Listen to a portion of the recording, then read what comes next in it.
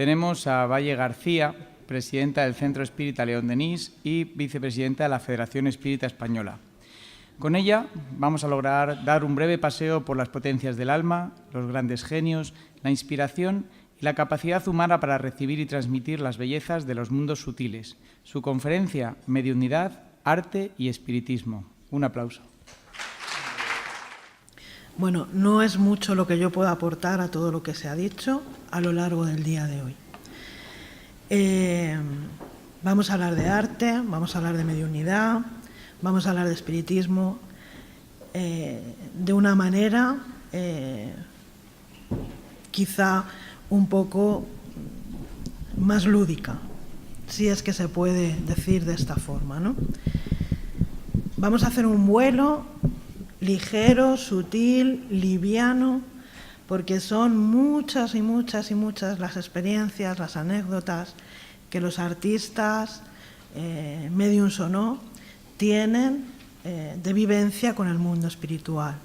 Y en una conferencia de apenas 50 minutos no se puede resumir todo esto. Así que disculpad si entre estos artistas de todos los tiempos no están vuestros preferidos, ¿eh? Ha habido que elegir entre muchos de ellos. Cuando hablamos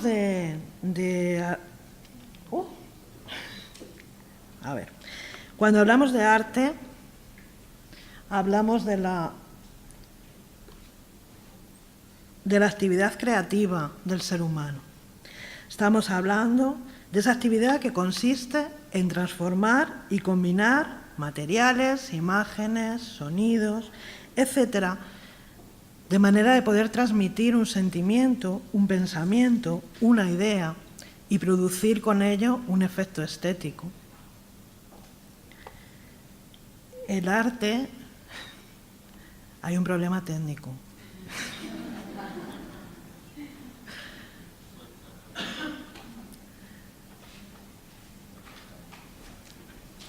¿Sí?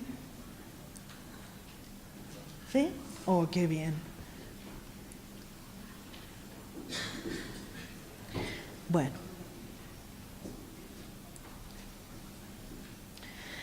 El arte involucra tanto a las personas que lo plasman como a quienes lo observan, y a través de la expresión artística se nos invita a vivenciar una experiencia que puede ser intelectual, que puede ser emocional, que puede ser estética o bien una mezcla de todas ellas. Si buscamos una definición de arte más pura, podemos decir que es el medio a través del cual un individuo expresa sus sentimientos, sus pensamientos, sus ideas, sus creencias, lo que la belleza significa para él e incluso la concepción que tiene del mundo y del universo. En cualquier caso, el arte, y esto es indiscutible, es el lenguaje del alma, que intenta relacionarse y manifestarse, hacerse comprensible para quien lo observa y recibe la sutilidad de esta manifestación. León Denis nos habla de que la belleza es uno de los atributos divinos. El arte, dice él, es la búsqueda, el estudio, la manifestación de esa belleza eterna de la cual, aquí en la tierra, no percibimos sino un reflejo, advirtiendo en sus palabras que el concepto de arte guarda una dimensión mayor, una dimensión más grande, una dimensión universal. La búsqueda de la belleza, así como la necesidad de plasmarla a través de las diferentes manifestaciones artísticas, es una constante en el desarrollo del ser humano, ya que desde el principio el hombre ha necesitado comprender el universo que le rodea a través de dos fuentes aparentemente muy diferentes, pero que no lo son tanto: el arte y la ciencia. El espíritu Emmanuel nos dice en la obra mediúnica dictada al médium Francisco Cándido Xavier, el consolador que prometió Jesús, que el arte es la más elevada contemplación espiritual de los seres. Significa la más profunda exteriorización del ideal, la divina manifestación de ese más allá que polariza las esperanzas del alma. Paseando brevemente por la historia, Vemos cambiar de un momento para el otro los ideales de belleza en las representaciones artísticas. Los artistas de todos los tiempos han dejado su influjo que llega hasta hoy, intentando acercarnos a sus anhelos, sus sueños, sus deseos, la comprensión del mundo que les tocó vivir.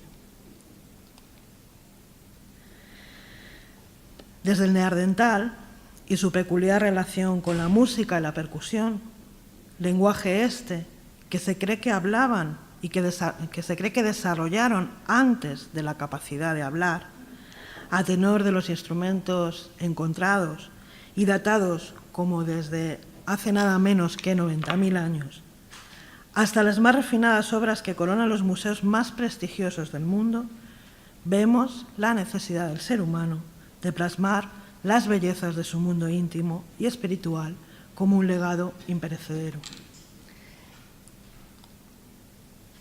El arte egipcio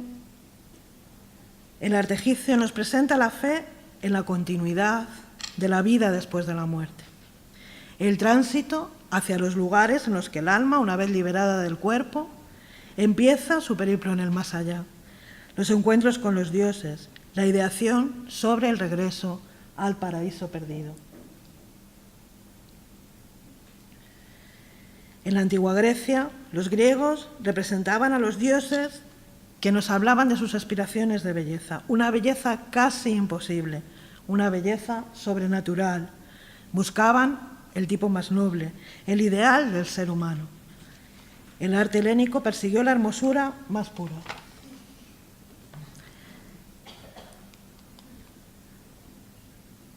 Después, muchos siglos adelante, en la Edad Media, esta Edad Media con su melancólico y ascético semblante, en la que al idealismo e idolatría de los griegos sucedió la espiritualidad de los cristianos que dio nacimiento al gótico.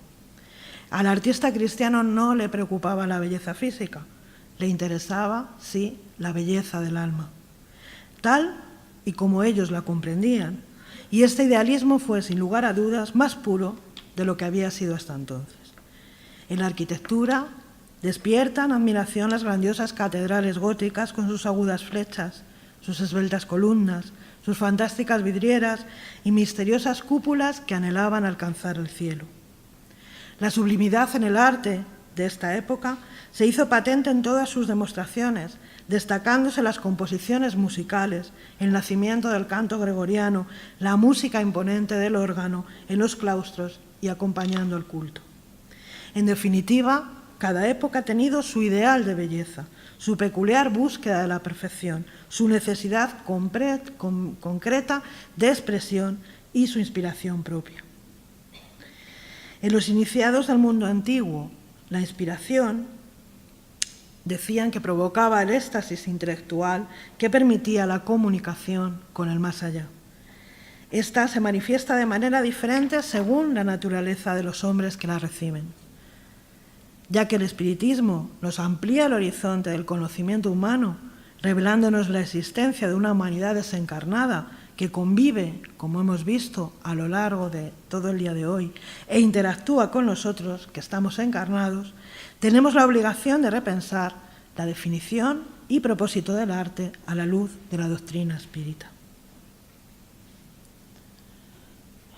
En las obras póstumas, Allan Kardec afirma: sí, el espiritismo abre al arte un campo nuevo, inmenso e inexplorado aún, y cuando el artista reproduzca con convicción el mundo espiritual, tomará en semejante origen las más sublimes inspiraciones, y su nombre vivirá en los futuros siglos, porque a las preocupaciones materiales y efímeras de la vida presente sustituirá el estudio de la vida futura y eterna del alma.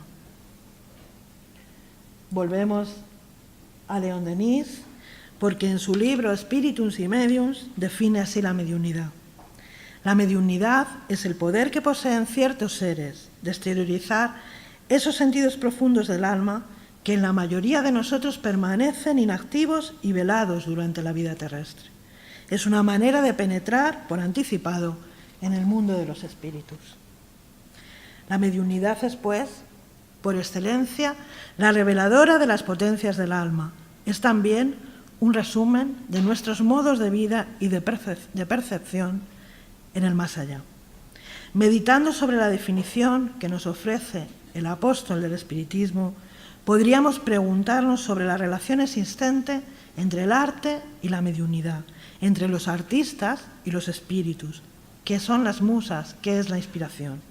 Son muchos los ejemplos de artistas de diferentes épocas, escuelas, disciplinas, que con conocimiento o sin él se convirtieron en fieles cronistas de ese mundo invisible del que extraían sus ideas.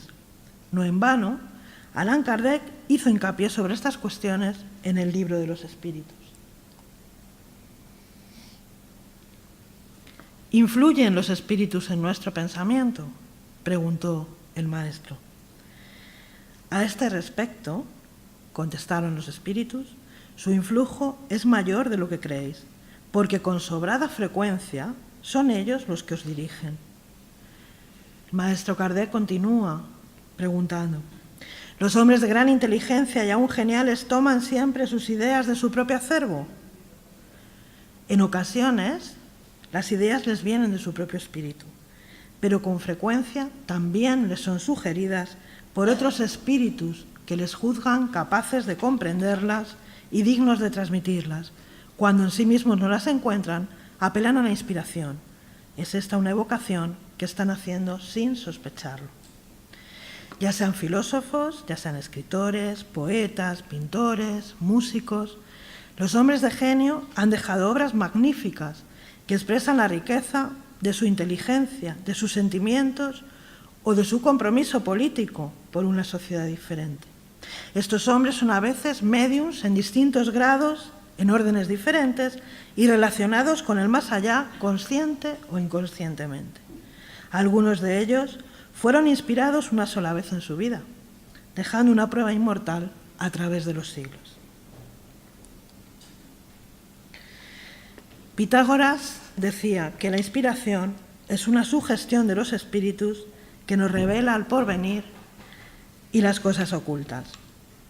Hoy en día, la palabra inspiración designa la mayoría de las veces un soplo interior que emparenta con el soplo divino de la tradición, porque es recibido espontáneamente, pero se distingue de él por ser natural. Sin embargo, por natural que pueda parecernos, tenemos la sensación de ser habitados, de ser socorridos por algo más grande que nosotros mismos y que nos hace actuar mejor de lo que hubiéramos podido muchas veces hacerlo solos. Comprendemos así que Sócrates pudiera tener la convicción de que un Dios se expresaba a través de él, comparando la inspiración poética con la piedra de Heráclea, una piedra que poseía el valor de magnetizar los objetos metálicos. Los poetas épicos recitan todos sus hermosos poemas no en virtud de su arte, sino porque son inspirados y poseídos. Y sucede igual con los poetas líricos.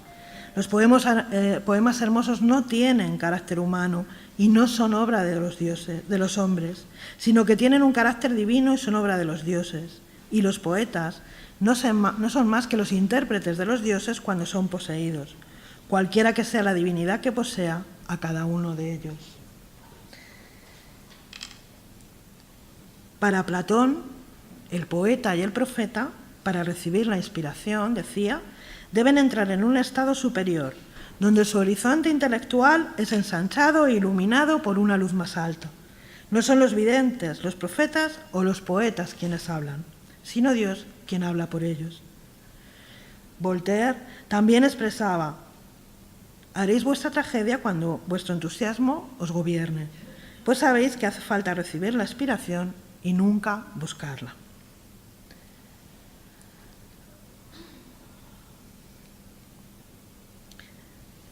Estamos delante de Percy Bysshe Shelley, uno de los grandes poetas líricos pertenecientes a la segunda generación de poetas ingleses, que murió trágicamente con 30 años de edad. En su obra, La rebelión del Islam, él manifestó que era un largo poema y una sucesión de imágenes destinadas a ilustrar perfectamente el crecimiento y evolución del espíritu. Medwin, quien era su historiador, dijo y describió: soñaba muy despierto en una suerte de abstracción letárgica que le era habitual, y después de cada acceso sus ojos centelleaban, sus labios temblaban y su voz se volvía trémula por la emoción. Entraba en una especie de sonambulismo durante el cual su lenguaje era más bien de un espíritu o de un ángel que de un hombre. La Divina Comedia de Dante es un peregrinaje a través de los mundos invisibles, siguiendo los grandes lineamientos de la iniciación de los misterios antiguos que tienen como principio la comunión con lo oculto. El tema de esta obra nos habla del universo entero, natural y sobrenatural. El Fausto de Goethe es una obra magistral también. Goethe decía: yo a veces corría a mi escritorio sin molestarme en enderezar una hoja de papel que estaba torcida y escribía mi obra en verso de principio hasta el fin, al sesgo, sin moverme.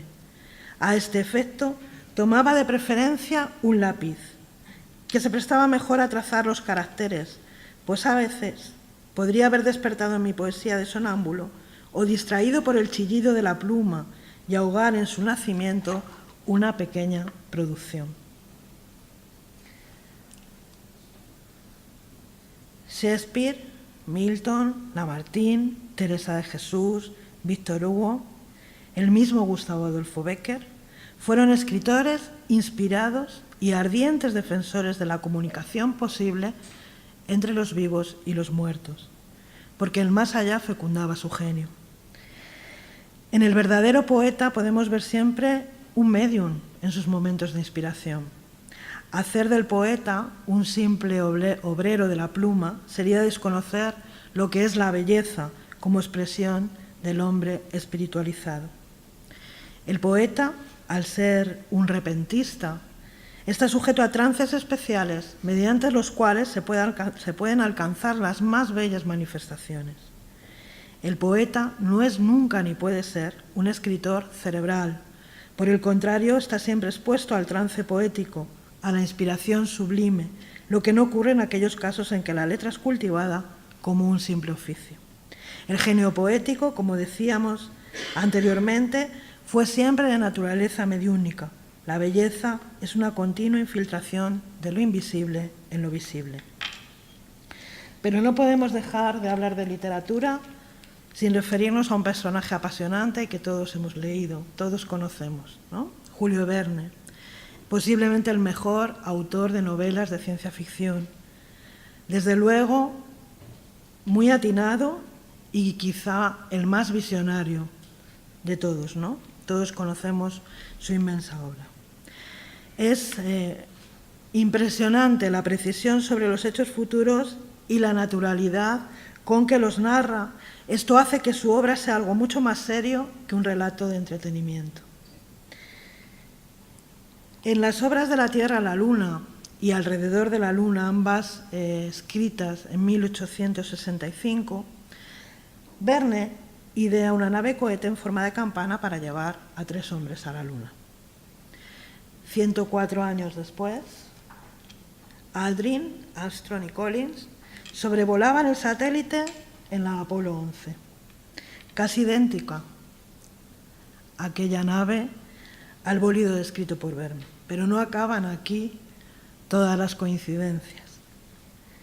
Antes de que se supiera con certeza cómo funcionaba la gravedad, qué era la gravedad, él describió que los astronautas flotaban durante el viaje espacial. Las dimensiones de la cápsula descrita por Julio Verne y de la verdadera eran sorprendentemente aproximadas. La concha de aluminio cónico cilíndrica de Verne medía 4,8 metros de altura y 2,7 metros de diámetro.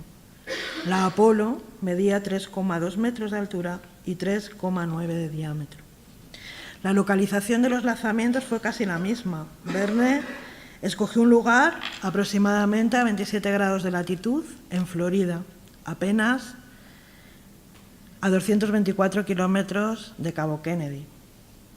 En la narración, Texas luchó hasta el fin para ser el punto de lanzamiento del cohete. En la realidad, en Texas se hallaba el control de la misión del Apolo 11.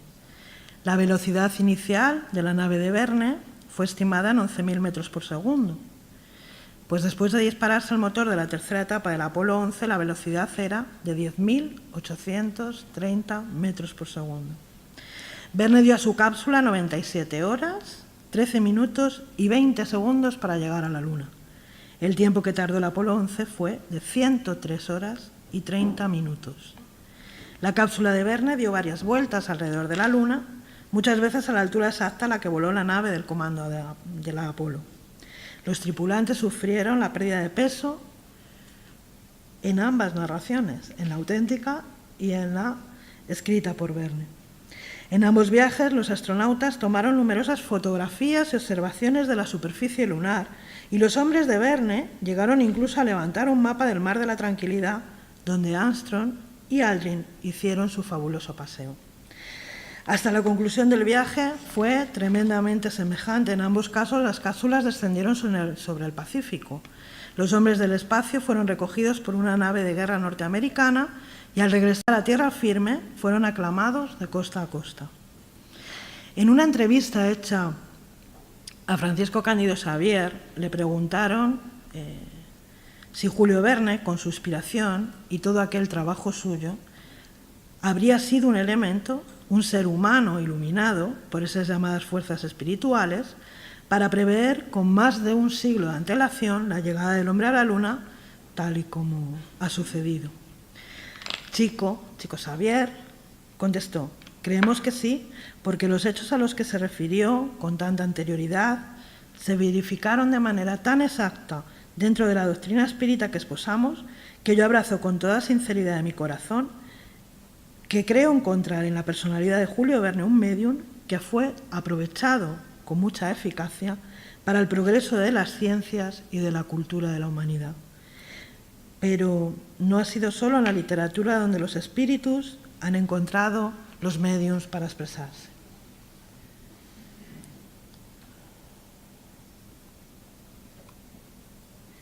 Os presento al pianista y compositor Franz Liszt.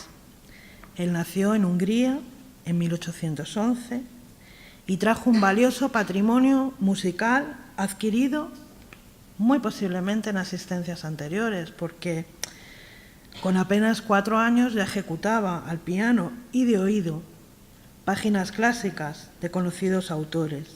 A los 5 años ya leía partituras y era considerado un virtuoso del piano. Liszt es un auténtico médium de la música. Su psiquismo, altamente desarrollado, fue enseguida percibido por sus padres desde la más tierna infancia. Franz a menudo se tenía que levantar por la noche porque él dialogaba con lo invisible, asegurando que estaba rodeado de amigos espirituales que lo incitaban al estudio de la música y que además le narraban episodios o pasajes de la Pasión de Cristo. Franz Liszt sufría a menudo trances y decía recibir orientaciones y consejos, incluso estímulo, del propio San Francisco de Paula. Con 15 años conoce al abad Lamennais, sacerdote, filósofo y político, que Liszt tomó como consejero y confidente. Posteriormente, privado de su amistad, compuso algunas de sus páginas musicales en la residencia de su amigo, cuya psicoesfera espiritual, poblada de muchas almas que acudían a su encuentro, como Homero, Platón, Locke, Bach, Mozart y otros muchos, le ayudaron en las composiciones de su obra o en la composición de su obra El pensamiento sobre los muertos. Con esta afirmación, el gran Liszt nos convence de que estaba dotado de preciosos dones mediúnicos. Es de destacar también su amistad con George Sand, escritora y medium inconsciente, que lo acogió en París. Ella revela el intercambio entre los dos planos en todos sus escritos, muy particularmente en su obra Spiridion, eminentemente mediúnica. De la misma manera, Goethe, en Carta a un niño, nos habla de Beethoven en los siguientes términos. Hablando de la fuente de donde le venía la concepción de sus obras maestras, le decía a Bettina. Bettina, estamos hablando de Elizabeth Ventrano, su musa.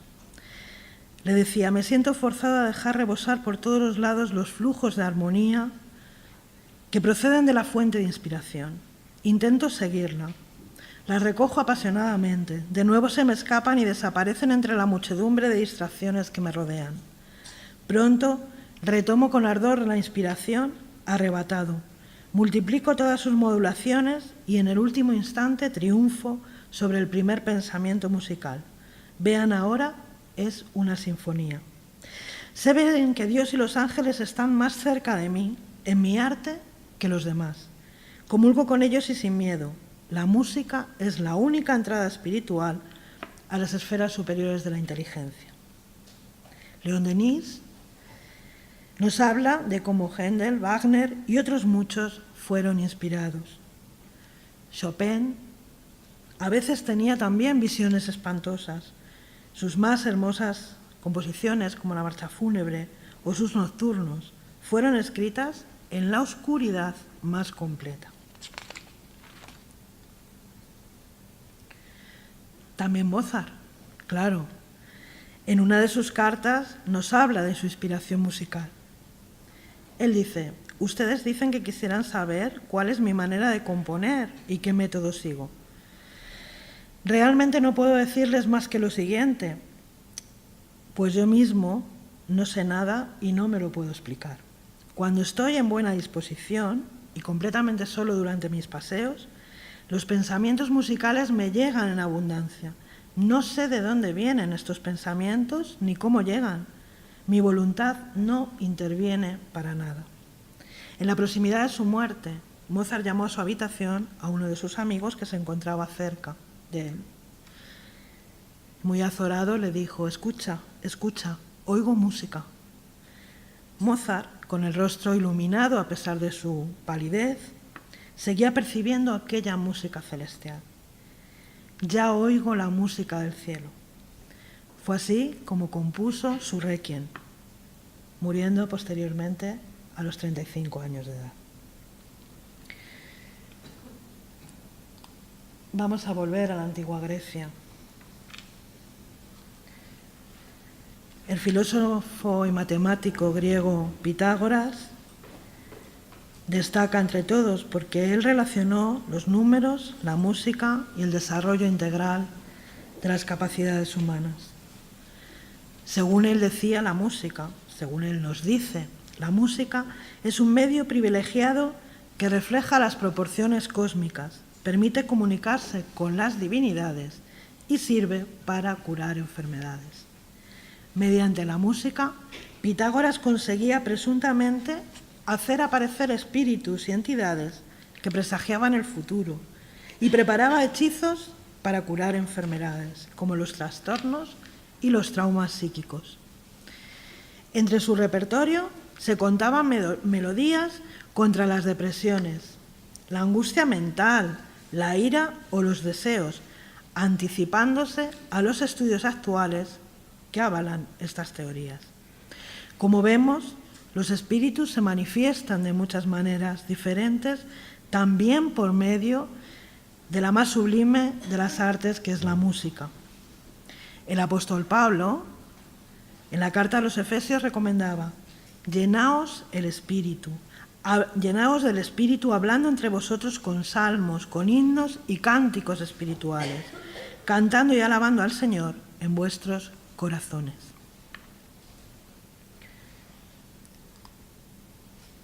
A propósito de esto, cuando Allan Kardec preguntó a los espíritus si ellos son sensibles a la música, obtuvo la siguiente respuesta: ¿quiénes hablan de vuestra música? ¿Qué es ello ante la música celestial, de esta armonía de la cual nada sobre la tierra os puede dar una idea? Una es para la otra lo que el canto del salvaje es para la suave melodía. Entre tanto, los espíritus vulgares pueden experimentar un cierto placer en oír vuestra música, porque no son aún capaces de comprender otra más sublime. La música tiene, para los espíritus, encantos infinitos, en razón de sus cualidades sensitivas muy desenvueltas. Me refiero a la música celestial, que es todo lo que la imaginación espiritual puede concebir de más bello y de más suave. La música en el plano espiritual supera en belleza todo lo más hermoso que conocemos en este mundo. El espíritu de Mozart habló a Kardec en la revista Espírita en mayo de 1858, de mundos donde las flores producen sonidos musicales de manera tan natural como las de la tierra exhalan perfume. En esa revista, en mayo del año siguiente, como veremos al final de esta charla, el mismo espíritu diría: en la tierra hacéis música, aquí toda la naturaleza hace oír sonidos melodiosos. Chopin, en espíritu, en el mismo ejemplar de esta revista, hizo esta bellísima revelación. Tenemos a nuestras órdenes legiones de ejecutantes que tocan nuestras composiciones con 1000 veces más arte que cualquiera de vosotros. Son músicos completos. El instrumento de que se sirven es su propia garganta, por decirlo así, y son auxiliados por unos instrumentos, especie de órganos, de una precisión y de una melodía que parece no podéis comprender. Vamos a hablar ahora de un asombroso médium músico.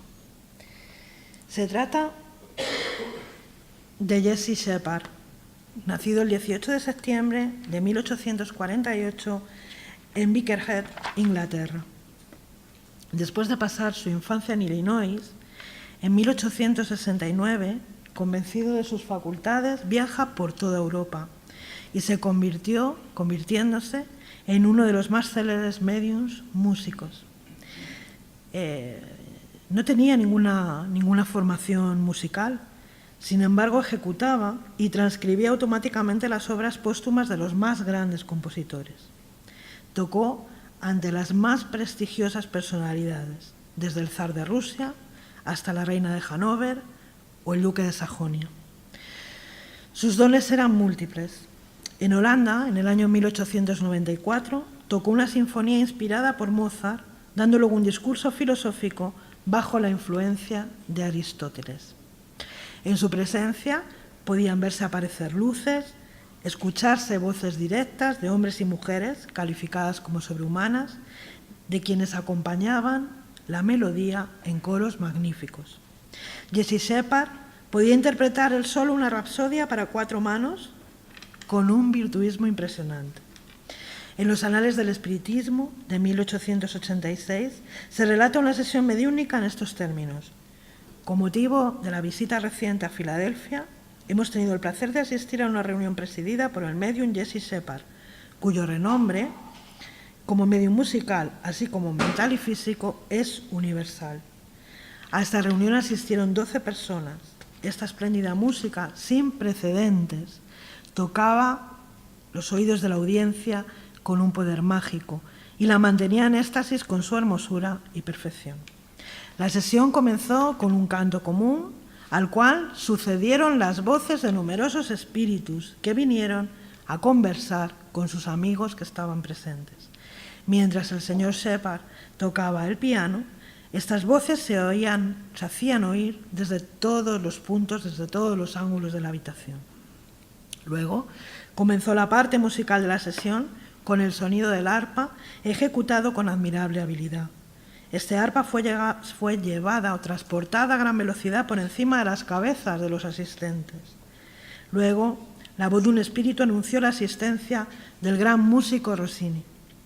Una composición que manos humanas no podrían ejecutar fue interpretada al piano.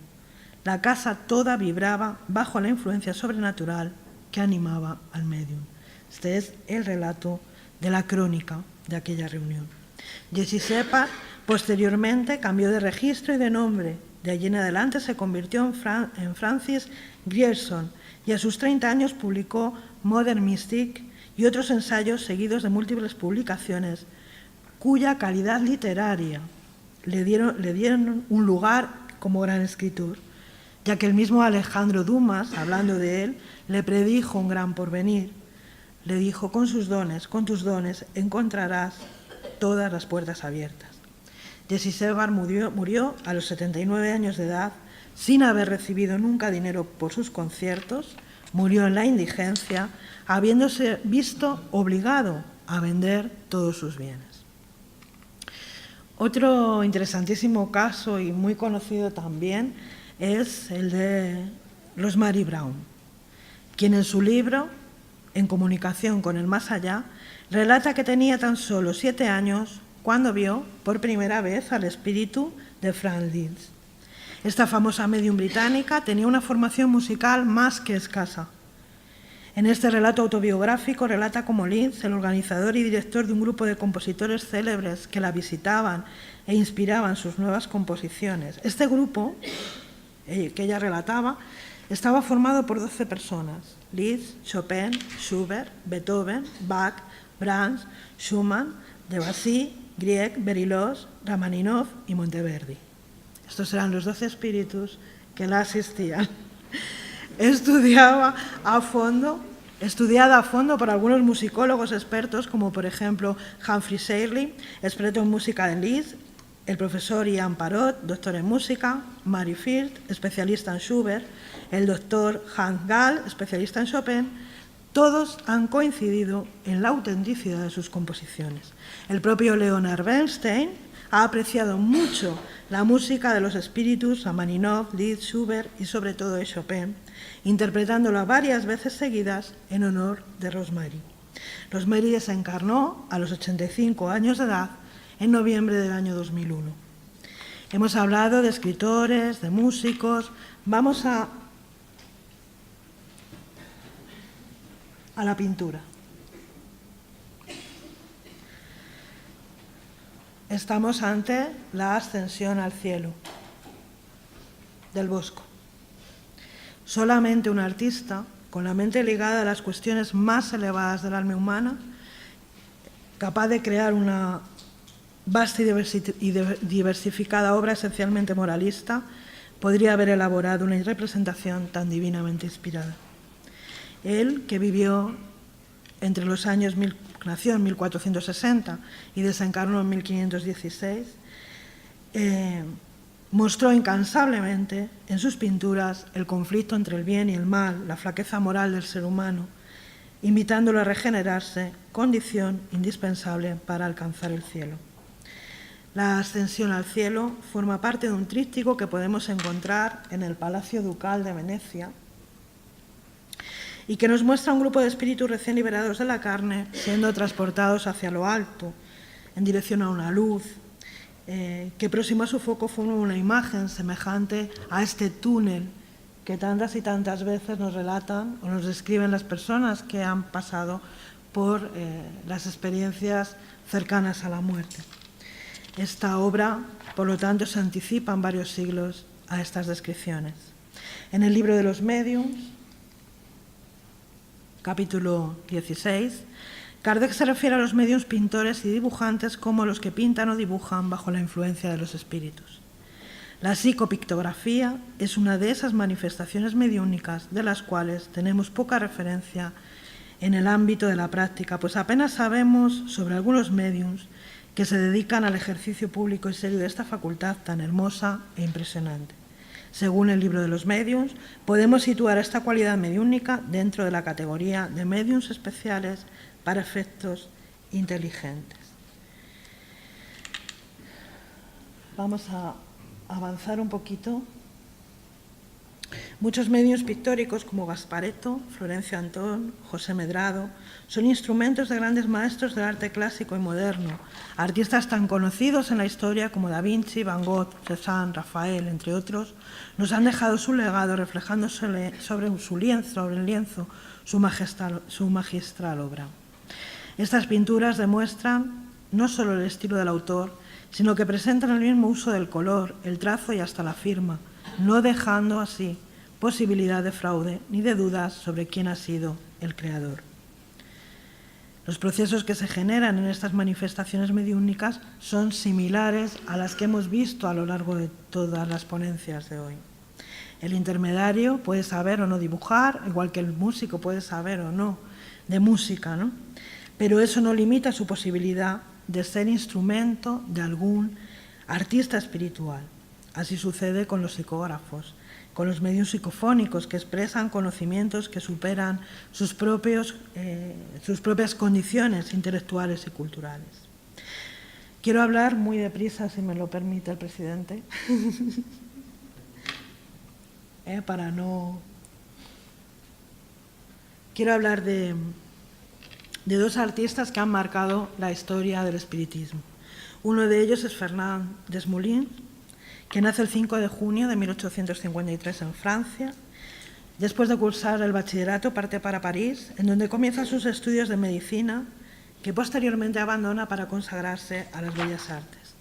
Él se hizo maestro del grabado, al aguafuerte, y hacia 1880 era el ilustrador de moda de aquella época, siendo un artista muy apreciado por las celebridades políticas, científicas y literarias de su época, hasta el punto de que fue promovido como caballero de la Legión de Honor, socio y luego jurado de la Sociedad Nacional de Bellas Artes, ganando varias medallas en diferentes exposiciones universales.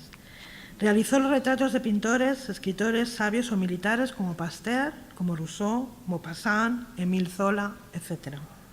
Es hacia el año 1900 cuando, después de asistir en casa de Victorien Sardou una tarde de junio a una sesión mediúnica, este prodigioso artista se revela como pintor mediúnico, realizando bajo la influencia de los espíritus más de 100 dibujos misteriosos y sorprendentes, a veces al revés o en total oscuridad. Todos ellos firmados por un espíritu que se identificaba como el instructor. Realizados con mina de plomo o al carboncillo, aparecen rostros enredados en una red de líneas y como encarcelados en un capullo de gusano de seda. Un testigo de la época nos revela cómo, bajo la influencia de los espíritus, la mano de Desmoulins se enloquece y en algunos minutos aparece un dibujo sobre la hoja de papel. Podemos contemplar sus obras en la actualidad en el Museo de Brantón, en Dordoña. Acabamos de nombrar al no menos conocido Victorien Sardou, espírita y medium. Sardou recibía dibujos mediúnicos de aspecto fantástico. Estos dibujos eran realizados a la pluma o al agua fuerte. Él no sabía dibujar.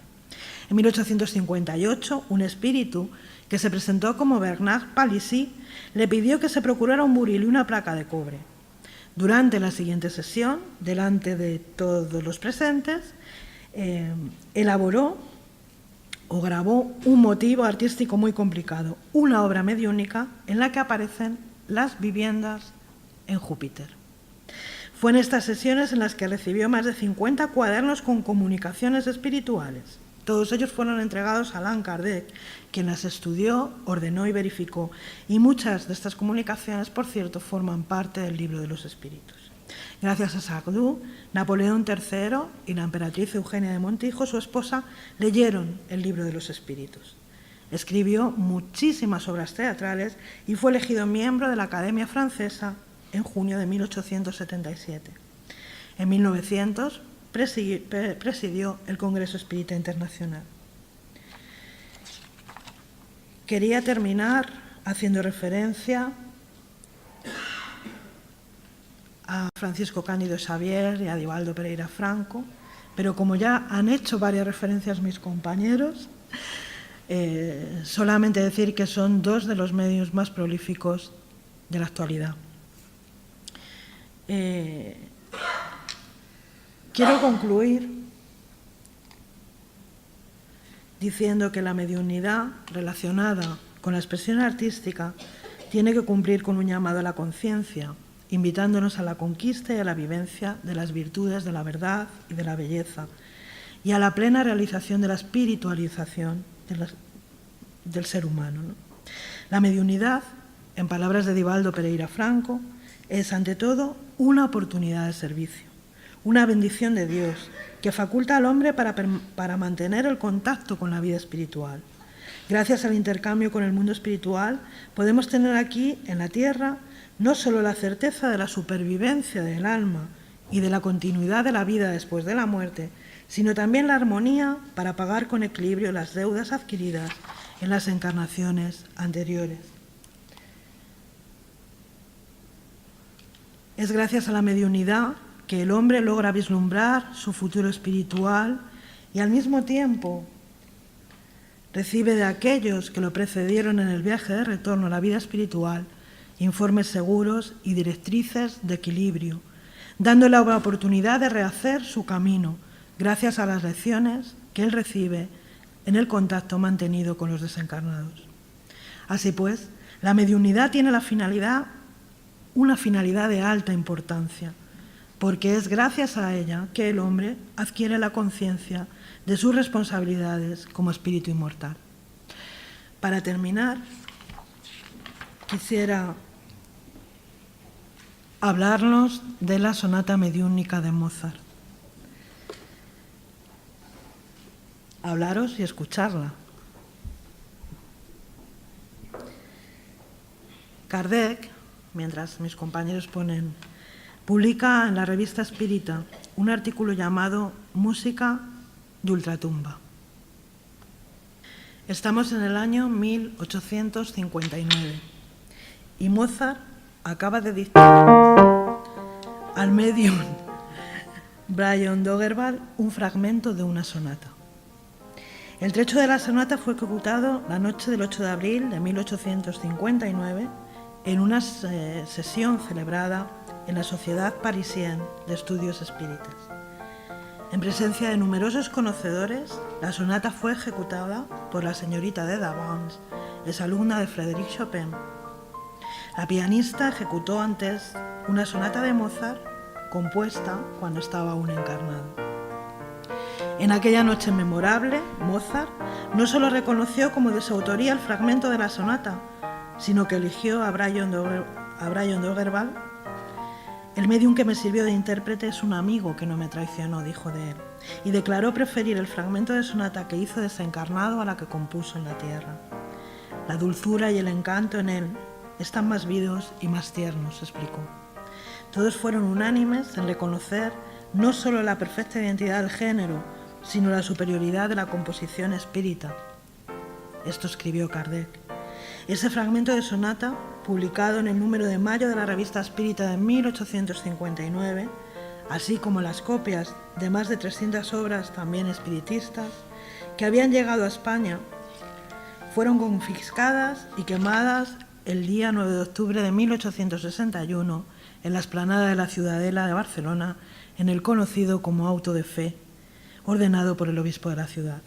En el año 2004 se rescata en una biblioteca de Londres un fragmento de esta sonata y se restaura por el ingeniero Alexandre Zagueto con la ayuda de un software de edición musical para recuperar la partitura.